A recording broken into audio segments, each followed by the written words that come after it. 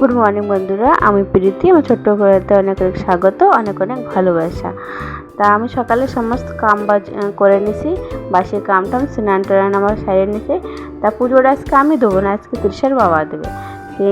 ও না আজকে সোমবার, তো সোমবারে মতলব পুজোটা ওই দেয়, আমি দিই না। ও প্রত্যেক সোমবারে পুজো ও দেয়। আমি গুছাই টুছাই দিই পুজোর জিনিস টিনিস সব কিছু, থালা বাসন টাসন ধুয়ে টুয়ে দিই, যা ফল টল আনে তো ওই সব ধুয়ে টুয়ে দিয়ে ও স্নান করে পুজোটা দিয়ে দেয়। ও করে নিতে পারে, লেকিন যাই হোক আমি সকালবেলা উঠি, তা আমার সকালে ঝাড়ু পোছা বাসি কামড়া করে তো স্নান করে বর্তন করে আমি ধুয়ে দিই ওরে। তো ও এখন মতলব উঠেছে, এখন স্নান করে পুজোটা দেবে। তো যাই হোক চলো দেখো পুজোটা কী ফেলে দেয়। দেখো ঘরে সংসার করতে গেলে দুজনেরই করা লাগে, জরুরি হয় না যে একাই সব কাম করবে, কি একাই সন্ধে বাতি পুজো পাঠ একাই দেওয়া লাগবে, ঘরের মহিলাই দেবে এরকম কোনো কিছু না। ঘরের মহিলা ছাড়া যে পুরুষ থাকে ও ভি দিতে পারে পুজো পাঠ, না ভগবানের সেবা শান্তি তো দুজন করতে পারে।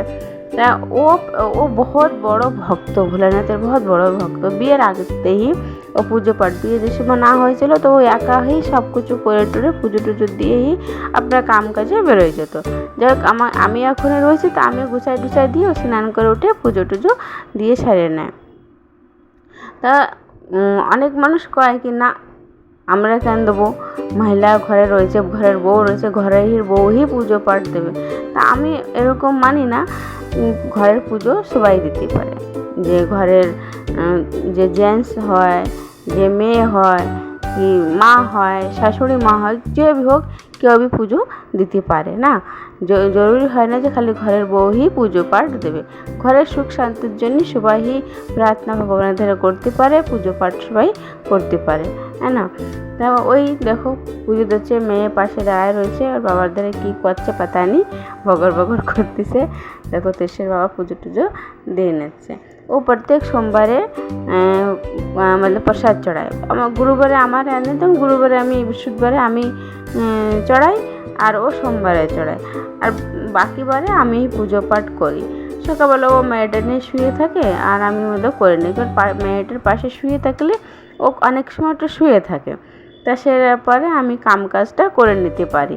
সেই জন্য ও শুয়ে থাকে, আমাকে তুমি শুয়ে থাকো আমি করে নেবো না, আমি পুজো পাঠ দিয়ে নেবো। দেখি সোমবারের দিনকে ও একটু জলদি ওঠে, আর ও উঠে পুজো পাঠটা একটু করে নেয়। যাই হোক ও মতলব বিয়ের আগেরতেই করে পুজো পাঠ, সেজন্য দেখো ধুনো দিয়ে সব জায়গায় ঘুরে টুরে এসে আমার তুলসী গাছটা দেখো, তুলসী গাছটার কী অবস্থা, কী করবো বন্ধুরা। আর তা এই যে দেখো আর পুজো ওর দেওয়া হয়ে গেছে, এখন নাস্তা দিতে হবে। ও নাস্তা খেয়ে ও আপনার কামে বেরোয় যাবে, আর এখন আমি আপনার ঘরের কাম কাজ করবো। দেখো ঠাকুর ঘরটা কত সুন্দর লাগতেছে না, ও বহুত সুন্দর করে পুজো দেয়, ও বহুত মন প্রাণ দিয়ে পুজো দেয়। তো আজকে নাস্তায় না ক্ষীর আর রুটি বানাইছিলাম, তো মতলব ওই বানাইছিলাম তো একদম শুকনো হয়ে গেছিলো, আমি বুঝতে পারিনি যে এরকম হয়ে যাবে। তাই আজকে দুপুরে বেশি কিছু রান্না, যাই হোক আমার আজকে নিরামিষ খাই সোমবার বলে, তো ভিন্ডি আলু আর বড়ি দিয়ে একটা সবজি বানাবো, আর পটল যে ওটা ভাজবো। এই বড়িটা আমার শাশুড়ি মা আমার বানিয়ে পাঠাইছে। আমার শাশুড়ি মা প্রত্যেকবার বড়ি বানায়, আর আমার বড়ি আমার জন্য পাঠায় দেয়, সেই ব্যবহার করি আমি বছর পুরো। তা আমার দুপুরে রান্নাবান্না আমি সারিয়ে নিছি, পরে আজকে রান্নাবান্নায় সারিয়ে নিছি। দেখো কত সুন্দর নিরামিষ তরকারি রাঁধেছে, তো কত সুন্দর কালার আছে, খাতেও খুব ভালো হয়েছিল। তো এখন এই ঘরের কাম করা ওই আজকেরা জামা প্যান্ট টান দেওয়া হয়েছে, জামা প্যান্টগুলো ধুয়ে টুয়ে তারপরে যে এলো তৃষারে স্নান করে দেবো। যাচ্ছে তৃষার তো খাওয়াই দেয় ওর বাবা এসেই, আমি ওই স্নান টান করে একটু কিছু টুকি টাকা ওরে খাতি দেবো। দেখো জামা প্যান্টটা আমার ধুয়ে শুকোয় টুকোয় যে বালকানিতে মিলে দিছি, এখনও শুকোয় গেলে উঠোয় নেবো, ও একটু হাওয়া লাগলেই শুকোয় যাবে। যাই হোক আমার সব কাম কাজ হয়ে গেছে, এখন খালি তৃষারে স্নান করায় ঘরে নিয়ে আসবো, ও খেলতেছিল বালকানিতে। তা আমার ভিডিওটা যদি বন্ধুরা তোমাকে ভালো লাগে তাহলে একটা লাইক একটা কমেন্ট করবো, আর ভালো থাকবেন। আর আমার ছোট্ট ঘরেতে অনেক অনেক